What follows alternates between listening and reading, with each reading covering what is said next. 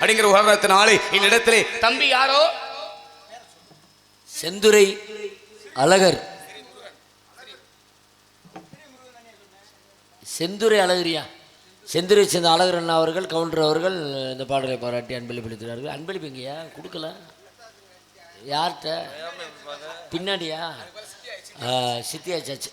நன்றி, வணக்கம். அந்த ராமரை கூட்டி போங்க. நாராயணா ரூபாய்க்கு 16. ஓம் நமோ நாராயணா. ரூபாய்க்கு 16. ஹரி ஓம் நமோ நாராயணா. ரூபாய்க்கு 16. நாராயணா என்று எனது பாட்டன் பெருமாள் அவருடைய திருநாமத்தை நான் சொன்னேன். நான் தப்பா சொல்லியே. ரூபாய்க்கு 16 அப்படின்னா என்ன? ரூபாய்ங்கிறது யாரு? மகாலட்சுமி என்ற பொருள். பதிங்கிற புருஷன் யாரு? மகாலட்சுமி புருஷன் நாராயணன். அதை சேர்த்து தான் ரூபாய்க்கு 16 சொன்னேன். அப்ப சேர்த்து வைக்கிறது நீங்க பெரிய ஆளு. ஆமா, ஏன்னா எப்ப சேரணும் எப்ப பிரியணும் அப்படிங்கிற கணக்கு உண்டு இருக்கு. எந்த நேரமும் சேர்ந்துகிட்டே இருந்தா நல்லா இருக்காது, எந்த நேரமும் பிரிஞ்சுக்கிட்டே இருந்தாலும் நல்லா இருக்காது. நல்லா இருக்காது. எப்ப ஒட்டணும் எப்ப வெட்டணும் விதம் தெரிந்து ஒட்ட வேண்டும், இடம் தெரிந்து வெட்ட வேண்டும் அப்படின்னா. ஆமா. தம்பி யாரு? அண்ணன் யாரு? தம்பி யாரு நான் கேட்டிருக்கேன். அண்ணன் யாரு நான் கேட்டேன். முதல்ல கேட்டது யாரு? ரெண்டாவது கேட்டது யாரு? முதலாக கேட்டது யாரியா? ரெண்டாவது கேட்டது யாரு? முதலாக 1 வருமா இல்ல 2 வருமா? முதல்ல 0 தான் வரும். எப்படி என்ன வரும்? 0. முட்டை. முட்டை வரணும் என்ன செய்யணும்? முட்டை விரிஞ்சா முட்டை வரணும்னு என்ன செய்யணும்? என்ன சேவலை விலைவாக்க சொல்லணும்? ஏய், அப்படியெல்லாம் சில விஷயங்கள் உண்டு. என கணக்கோடு உரையாடல். நான் ஒண்ணு கேட்கிறேன். முட்டை விரிஞ்சா என்ன வரும்? குஞ்சு வரும். முட்டை விரிஞ்சா குஞ்சு வரும். அப்ப என் ஜிப்பை திறந்தா யார் தெரியுமா? எங்க அப்பா யார் தெரியுமா? எங்க அம்மா யார் தெரியுமா? பெருமை தெரியாம பேசிக்கிட்டு இருக்க தம்பி. அண்ணே, பெருமை தெரியாம பேசிக்கிட்டு இருக்க. என்ன பெருமை? 14 உலகத்தையுமே ஒரு நொடியில் சுற்றி வரக்கூடிய தன்மை படைத்தவன். வைகை எக்ஸ்பிரஸா? ஏய், அப்படி கிடையாதுயா. கண்ணை மூடி திறந்தா போதும் எந்த இடத்துக்கு போய் வரக்கூடிய தன்மை படைத்தவன். தண்ணி மேலேயே நடப்போம். நீங்க நாங்க தண்ணியை போட்டுக்கிட்டே நடப்போம். நாங்க யார் தெரியுமா? கூடு வாயக்கூடிய தன்மை படைத்தவர்கள். நாங்க தேவர்கள். நாங்க வீடு விட்டு வீடு தாண்டுவோம். நீங்க யாரு? தேவர்கள். நாங்க ராவுத்தர்கள். அப்படி கிடையாது. அல்லாஹ் அல்லாஹ். இப்பதான் ரம்ஜான் முடிஞ்சு. அது இருக்கட்டும்யா. தேவர்கள் எந்த இடத்துக்கு தங்கு தடைகின்றி சென்று வரக்கூடிய தன்மை படைத்த மகாலட்சுமி அந்த புறத்துக்கே போயிட்டு வருவேன். நீங்க உன்னால முடியுமா? முடியாதுல. முடியாது. அதான் சொன்னேன், உனக்கு எனக்கு நிறைய வித்தியாசங்கள் உண்டு. உங்க பேர் என்ன? என் பேரு என்ன? என் பேரை கேட்கிற அளவுக்கு நீ பெரிய ஆளா? என் பேரை கேட்டா பெரிய ஆள் தான் கேட்கணுமா? சின்ன பையன் கூட தான் பேரு கேட்பேன். பெரியவர்களிடத்தில் சொல்வது கிடையாது. அபிஷேக பிரியா சிவா, அலங்கார பிரியா விஷ்ணு, அந்த வகையிலே தேவலோக முனிவன், கலகப்பிரிய நாரதர் என்பார்கள். அடிக்கு நிஜமா எங்க முதல்ல சொல்ல வேணாமா? உங்களை கேள்விக்கிட்டேமா பேசிவிட்டேன். சத்தியமாக நானே. நீங்க தானா? ஆமையா. நீதானா? இல்ல நீங்க தானா? நானே தாயா. மேலோகத்துல இந்த பூலோகத்துக்கு வந்திருக்கீங்க. மேலோகத்துல இருந்து இந்த பூலோகத்துக்கு வருவதற்கு சில காரணங்கள் உண்டு. என்ன காரணம்? ஐயா, அப்படி ஆகாய மார்க்கமாக வருகின்ற பொழுது இந்த இடத்திலே ஒரு கானத்தை கேட்டேன். அந்த கானத்தை கேட்டு உங்களுக்கு எல்லாம் நல் ஆசி வழங்க வேண்டும் அப்படிங்கிறதுக்காக நான் வந்திருக்கேன். என்ன கானம்? சோ என்று கேட்டது. அப்படியா? கானத்தை இசைத்தது யாரு? சோன்னு கேட்டுச்சியா? வள்ளி. சரி, அது கேட்ட சோ சோ என்று கேட்டது. அதில் ஒருவருமாக இருந்தாலுமே அப்படி 14 உலகம், அதில் விதல சுதல மாதல ராஜதல பாதாள பூலோக புவர்லோக ஜனலோக தவலோக மாகலோக மத்திய லோகம் சத்திய லோகம் எல்லா உலகத்திற்குமே சென்று வரக்கூடிய தன்மை படைத்தவன் நீங்க. ஆமையா. ரொம்ப சந்தோஷம். சரிங்க. அப்ப இங்க வந்து கலகம் பண்ண வந்திருக்கீங்க. சத்தியமாக. பரவாயில்ல. சரி, நல்ல மனுஷனா தெரியுறீங்க. என்னையா அப்புறம் என்ன? கல்யாணம் ஆயிடுச்சா? அடியன் பிரம்மச்சாரி. அப்படின்னா என்ன? பிரம்மச்சாரி அப்படின்னா திருமணமாகாதவன், திருமணம் முடிக்கணும் அப்படின்னு ஆசையே இல்லாதவன், மண்ணாசை பெண்ணாசை பொன்னாசை என்று சொல்லக்கூடிய 3 ஆசைகளுக்குமே அப்பாற்பட்டவன். அப்ப கல்யாணம் ஆகாட்டி பிரம்மச்சாரி. ஆமையா. அப்ப கல்யாணம் ஆகல. நான் நாராயண நாராயண. குழந்தை குட்டி? திருமணமே முடியலைங்கிற அப்புறம் குழந்தை குட்டின்னு என்ன அர்த்தம்? ஆமா. சரி, ஓரஞ்சாரா? தேவையில்லை. மண்ணாசை கிடையாது. பொருளாசை கிடையாது. பொம்பளாசை கிடையாது. அப்போ உங்களுக்கு 3 இல்ல. 3 ஆசைகள் இல்ல. 3 ஆசையும் இல்ல. கிடையாது. சுத்தமா இல்ல. என்னது? ஆசை. ஐயா, ஆசையே அலை போல் அப்படின்னு இருக்கான். அது அளந்தெல்லாம் சொல்ல முடியாது. ஆசைக்கும் அப்பாற்பட்டவன். இப்ப இந்த மண்ணு மேல நம்ம நிக்கிறோம். இந்த மண்ணு நமக்கு சொந்தமாக வேண்டும் அப்படிங்கிற ஆசை கிடையாது. பெண்ணாசை என்று சொன்னால் ஒரு பெண்ணை திருமணம் செய்து இல்லற வாழ்க்கையில் ஈடுபட வேண்டும் அப்படிங்கிற ஆசை கிடையாது. பொன்னாசை என்று சொன்னால் நகைகள் ஆபரணங்கள் இதெல்லாம் வாங்கி உடம்புல சூடணும். இந்த ஆசைகள் அப்பாற்பட்டவன் நீங்க. ஆமையா. அப்ப 3 சுத்தமா இல்ல. 3 ஆசைகள் துளி கூட கிடையாது. இப்படி கூட இல்ல. என்னது? ஆசை கிடையாதுங்கிற அப்புறம் கேட்கிறேன். இப்படி கூட கிடையாது. இல்ல. இவ்வளவு பெருசா? என்னது? இவ்வளவு பெருசா? அளக்க முடியுமா? இன்னுமா? இங்க இருந்தா அப்பா ஆசைகள் அப்பாற்பட்டவனையா. சங்கத்துல இருந்து பெரியார் பஸ் வரைக்கும் போகும் போலயே. ஆமையா. பரவாயில்ல, ரொம்ப சந்தோஷம். சரிங்க சாமி, ஒரு சின்ன விஷயம். என்ன? நம்ம கோட்டையூர்ல சரி விடியக்கால அங்கே 5 மணிக்கு காளியாத்த கோயிலில் கல்யாணம். சரி, நீங்க தான் மாப்பிள்ளை முன்னே ஆசீர்வாதம். இருவரையும் மனசார செய்யறேன் ஐயா. நீங்க செஞ்சீங்கன்னா அவங்க மயிரை புடுங்குறதா?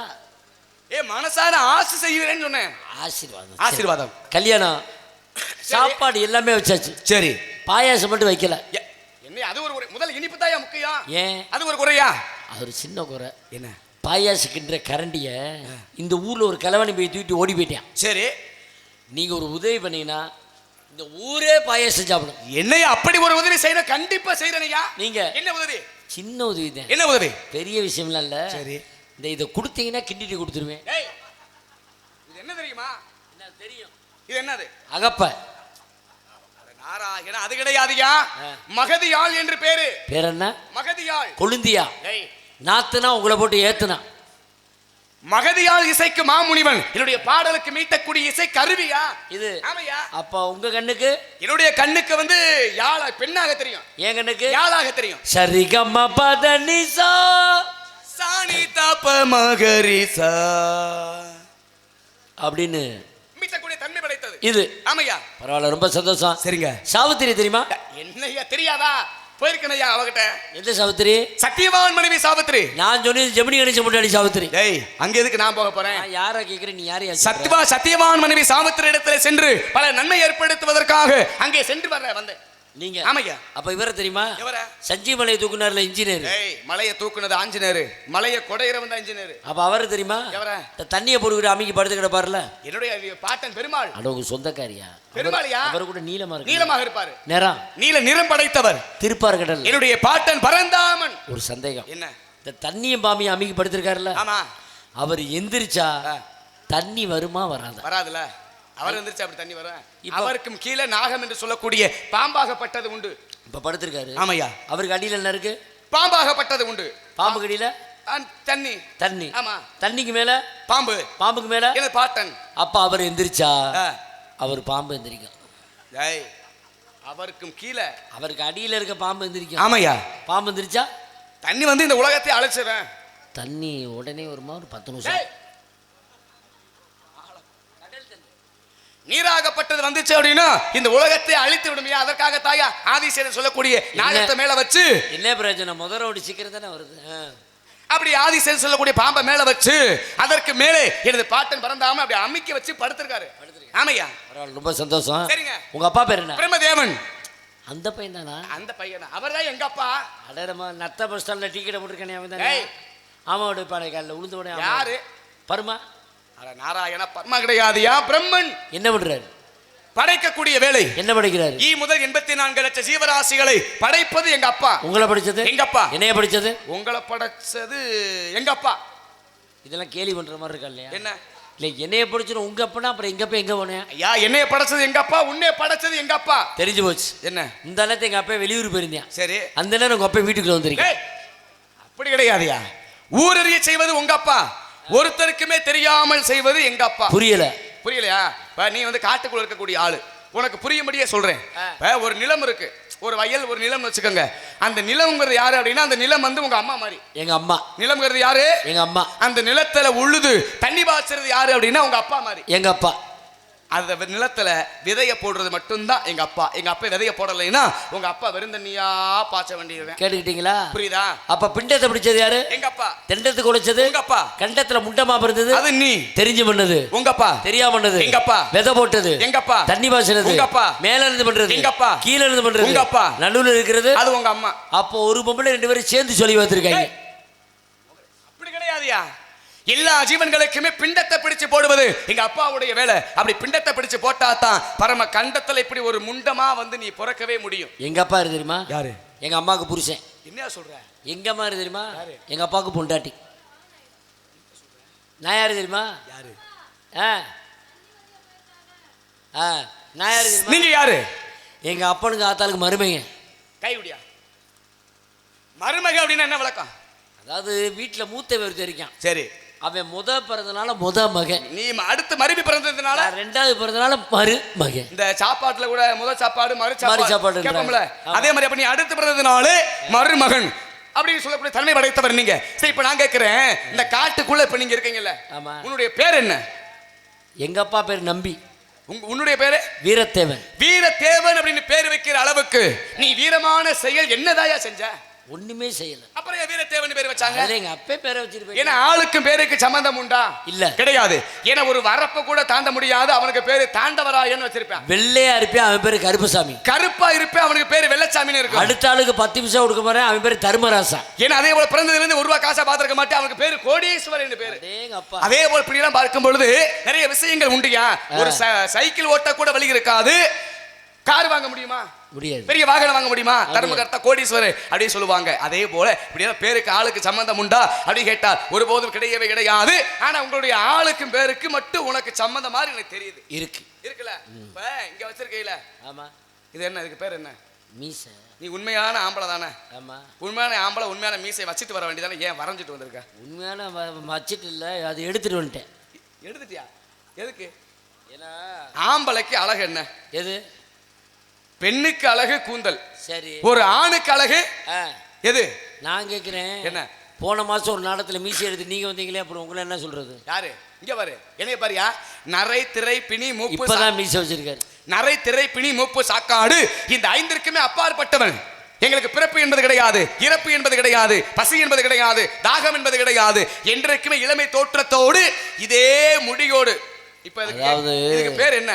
இந்த மீசையை வச்சு நீங்க ஒரு வேஷம் தான் போடுவீங்க. சரி, நாங்க மீசையை எடுத்துட்டா பல வேஷம் போடுவோம். அதான் சொன்னாங்க, உலகம் என்னும் நாடக மேடையில் நான் ஒரு நடிகன். ஏன்னா இந்த மண்ணில் பிறந்த எல்லா மனிதர்களுமே பெரிய நடிகர்கள் தான். எப்படி? பிறந்த உடனே தாய்க்கும் தகப்பனுக்கும் பிள்ளையா நடிக்கிறோம், பிறகு திருமணமான உடனே மனைவிக்கு கணவனாக நடிக்கிறோம், பிறகு நமக்கு குழந்தை பிறந்த பிறகு பெற்ற பிள்ளைக்கு தகப்பனாக நடிக்கிறோம், பிறகு பாட்டனாக நடிக்கிறோம். இப்படி எல்லாம் நடிக்கக்கூடிய தன்மை எல்லாமே இறந்து விட்டால் இது முடிந்து விடும். அதனால சொன்னாங்க கவிஞர்கள், உலகம் என்னும் நாடக மேடையில் நான் ஒரு நடிகன் அப்படின்னு. அப்ப பாருங்க, எல்லா மனிதர்களுமே நடிக்க கத்துக்கிட்ட ஆளு தானையா. அப்படியா சில விஷயங்கள் உண்டு. சரி, அடுத்தது கேட்க போறீங்க. தாய் பெயர் கலைவாணி. எங்க அம்மாவுக்கு என்ன வேலை தெரியுமா? என்ன வேலை தெரியும்? என்ன வேலை? களவான்றது. கலைவாணி தானே. கலைவாணி. சரஸ்வதி கலைச்செல்வி. தட்டுவாணி மகன். தட்டும்பாணி. அதான் சேர்த்து சொன்னா தட்டுவாணி மகன். எங்க அம்மா எதை தட்டுவா தெரியுமா? ஒவ்வொரு மனிதருடைய நாவை தட்டக்கூடியவள். அப்படி நாவை தட்டுனா தான் நீ நல்லவிதமாக பேச முடியும், நல்லா பாட முடியும். இல்லைன்னா ஊமை அத்தாளையன். அப்ப எல்லா மனிதர்களுக்குமே பேச்சை தரக்கூடியவள் என் தாய். உங்க அம்மா என்னையா சாதாரண சொல்லிவிட்டேன், தெரியுங்க, அவ்வளவு பெருமைகள் உண்டு எங்க அம்மாவுக்கு, உங்க அம்மாக்கு. ஆமையா. அதே போல பாட்டன் பெருமாள், என்னுடைய பாட்டி மகாலட்சுமி, அப்பேற்பட்ட கிழவியுமே ஒரு நேரத்தை காதலிக்க தன்மை படைத்தவன். கேட்டையில திருமணம் ஆயிருச்சான்னு? திருமணம் ஆகல. எப்ப? கிழவிய கூட விடல. இப்பொழுது திருமணம் ஆகல. ஆனா ஒரு நேரத்தில் 52 பெண்ணை திருமணம் செய்தவன். அமுக்கு தாங்காம ஓடி வந்துட்டார். எதுக்கு? 52 முன்னாடி கட்டி. இப்ப நீ திருமணம் செய்வது எதற்காக? எதுக்கு? அமுக்குறது கிடையாது. தனக்கு அடுத்து ஒரு வாரிசு வேண்டும் அப்படிங்கிறதுக்காக நீ திருமணம் செய்வது. நான் திருமணம் செஞ்சது அதற்காக கிடையாது, உலக நன்மைக்காக. நாங்க எல்லாமே எங்களுக்காக செய்ய மாட்டோம், எல்லாமே உலக சேமத்திற்காக. சேனத்துக்காக, உலக சேமத்திற்காக வாழக்கூடிய தன்மை படைத்தவர்கள். ஆமா ஆமா. உங்களுக்கு சங்கு நல்லா இருக்கு. எது சங்கு? நல்லா இருக்கா? பெருசா இருக்கா? இல்லையா? அப்படியெல்லாம் இருக்கக்கூடிய தன்மை இருந்தா அதுக்கு சில பெருமைகள் உண்டு. ஏன்னா ஒரு நேரத்துல ஆழகால விஷத்தை உண்டவன் யாரு அப்படின்னா சிவனாகப்பட்டவர். கண்டிப்பா. அப்படி விஷத்தை உண்ணும் பொழுது பார்வதியாகப்பட்டவள் அந்த விஷமாகப்பட்டது உடலுக்குள்ளே போய்விடாமல் அப்படின்னு சங்க புடிச்சது யார் தெரியுமா? சங்க கடிச்சதா புடிச்சது யாரு? யாரு அப்படின்னா எங்க அத்தை பார்வதியாகப்பட்டவள் அப்படின்னு சிவனுடைய சங்காகப்பட்டதை அப்படின்னு பிடிச்சா. அப்படி பிடிக்கும் பொழுது பாருங்க, அந்த விஷமாகப்பட்டது தொண்டையிலே முடிச்சாக நின்று கொண்டது. அதனால சிவனுக்கு நீலகண்டன் அப்படிங்கிற ஒரு பெயர் ஏற்பட்டது. அப்ப முதலாக சங்க பிடிச்சது யாரு? யாரு? யாரு? எங்க அத்தை பார்வதி தான். செந்தில் குமரன் சங்க பிடிச்சாங்க. ஏன்னா ஒரு மனிதனுக்கு பிறந்ததுல இருந்து இறக்கும் வரை எத்தனை சங்கு தேவை தெரியுமா? ஒரு மனிதனுக்கு 3 சங்கு தேவை. எப்படி? ஆனா 3 சொன்னாங்க, இன்னைக்கு 30 எல்லாம் தாண்டி போய்கிட்டு இருக்கு. அது வேற கணக்கு. அதனால அப்படியெல்லாம் கணக்கை பத்தி பேசணும்னா நிறைய பேசிக்கொண்டு இருக்கலாம். உன்னுடைய பேரு வீரத்தேவன், தந்தை பெயர் நம்பி, தாய் பெயர் நங்கை மோகினி. அப்படி அழகா சொன்னீங்க. சோ என்று கானம் கேட்டது, கானத்தை இசைத்தது யாரு? வள்ளி. வள்ளி வள்ளி என்ன வந்தான் வடிவேலந்தான். என்னையா சொல்ற? ஆமாங்க. வள்ளினா இப்படி கூட பிறந்த பெண்மகளா? நாங்க ஓட்டைக்கு போனோம். டேய் வேட்டைக்கு. யாராரு? நானும் எங்க அப்பா எல்லாம் இருந்தேன். சரி போனோமா, ஒரு பெரிய ஒரு குழி. சரி என்னடா என்னடா என்னடா அப்படின்னு ஆச்சரியத்தோடு. சரி ஒரு குழிக்குள்ள ஒரு சத்தம். என்ன சத்தம்? என்ன சத்தம்? என்னடா என்னடா அப்படின்னு ஒரு ஆச்சரியத்தோடு சத்தம் கேக்குது. பார்த்தா உள்ள ஒரு பொம்பளை புள்ள. சரி என்னடா அப்படின்னு ஒரு ஆச்சரியத்தோட பாக்குறீங்க. பொம்பளை புள்ளைய தூக்குனேல்ல. சரி என்னடா என்ன தூக்கு போல ஆச்சரியம். ஆமா சரி கைய தூக்கி ஒரு பிள்ளைய தூக்குறேல்ல பாரு. என்னடா அப்படின்னு ஆச்சரியத்தோட பிள்ளைய நீங்க தூக்குறீங்க. சரி சொல்லுங்க. நீங்க குழந்தைய தூக்கி பார்த்தேல. சரி என்னடா அப்படின்னு ஒரு ஆச்சரியத்தோட பாக்குறீங்க. ஆமா சரி பார்த்தா பொம்பளை புள்ள. என்னடா அப்படின்னு யாரை பாத்தீங்க? அந்த பிள்ளை ஆச்சரியத்து. ஆமா சரி இப்ப நான் கேக்குறேன், குழந்தைய பார்த்தது யாரு? நான் தான். குழந்தைய தூக்குனது யாரு? நான் தான். தூக்குனீங்கல்ல? ஆமா. பார்த்த உடனே இது பொம்பளை பிள்ளைதான், இது ஆம்பளை பிள்ளைதான் அப்படி எப்படி கண்டுபிடிச்சீங்க? அத பார்த்தேன். எதை பார்த்து? அது அது அதுதான். இங்க என்ன பாரியா? இதுக்கு பேர் என்ன? புருவம். இதுக்கு பேரு மூக்கு. இதுக்கு பேரு வாய். இதுக்கு பேரு காது. ஒவ்வொரு உறுப்புக்கும் ஒரு பேர் உண்டு. நீ எந்த உறுப்பை பார்த்து கண்டுபிடிச்ச? இப்படி சொன்னா நான் என்னத்த சொல்றேன்? எப்ப இவர்தானே பார்த்தாரு? அந்த புள்ள தூக்கும் போது பப்பரப்பான் படுத்து கிடச்சு. சரி அப்பதான் அதை பார்த்தேன். எதை அது அதுன்னா எது? சொல்லிடவா? சொல்லு. சொல்லவா? சொல்றேன். வேற ஒண்ணு கிடையாது. அதாவது அழுகிற சத்தத்தை பார்த்தேன். எப்படி அழுகுது? அதாவது ஆண் குழந்தை வந்து வீரமா அழுகும். எப்படி? ஆண் குழந்தை வந்து வீரியத்தோடு. ஆமா வீரியமா அழுகும். சரி. பெண் குழந்தை அப்படி அழுகாது. பவ்யமா. ஒயின் ஒயின் ஒயின் பீர் பீர் பீர் பீர். ஏன்னா ஆண் குழந்தை வந்து வீரியமாக அழுது, பெண் குழந்தை வந்து பவ்யமாக அழுது. அப்ப இதை சத்தத்தை வச்சு. ஆனா ஒரு விஷயம் என்னையா? இந்த பிள்ளைக்கு முருகனுக்கு ஒரு சொந்தம் இருக்கு. என்ன சொந்தம்? எல்லா குழந்தையும் எப்படி அழுகும்? குவா குவான்னு அழுகும். சரி. இந்த குழந்தைங்க அப்படி அழுதல, குகா குகான்னு அழுதுச்சு. குகா குகானா என்ன? அதை திருப்பி சொன்னா காகு காகு என்று வரும். கத்தக்கூடிய பறவை மயில். மயில் யாருக்கு சொந்தம்? முருகனுக்கு சொந்தம். அப்ப இந்த பிள்ளைக்கு முருகனுக்கு ஒரு சொந்தம், ஏதோ ஒரு தொடர்பு இருக்கு. சரி இருக்கட்டும். அதோட இன்னொரு சத்தம் கேட்டுச்சு. ஒரு விஷயம். நீங்க நாரதர் தானே? ஆமா. எத்தனை பொம்பளை செஞ்சிருப்பீங்க? நான் பலவிதமான பெண்களிடத்துல சென்றது. எனக்கு ஒண்ணு, மணிமாறனுக்கு ஒண்ணு, சேதுக்கு ஒண்ணு தள்ளி விடுங்க. ஏய் ஆளுக்கு ஒரு போடு, ஒரு 4 அடி அடிச்சு. சரி இப்போ இன்னொரு சத்தம் கேட்டுச்சுல, அது யாரு? அது ஏழு. என்னையா சொல்ற? நீயே ஒரு ஆளு, உனக்கு ஒரு ஆளா? ஆமா. சரி இப்போ உங்க ஆளுன்னு சொன்னீல, உங்க ஆளு நான் பார்க்கணுமே. இந்த கூப்பிடுறேன். கூப்பிடுறீங்களா? எப்படி கூப்பிட்டு விட்டுட்டு போயிருவியா இல்ல? அது அப்புறம் பார்ப்போம். ஏ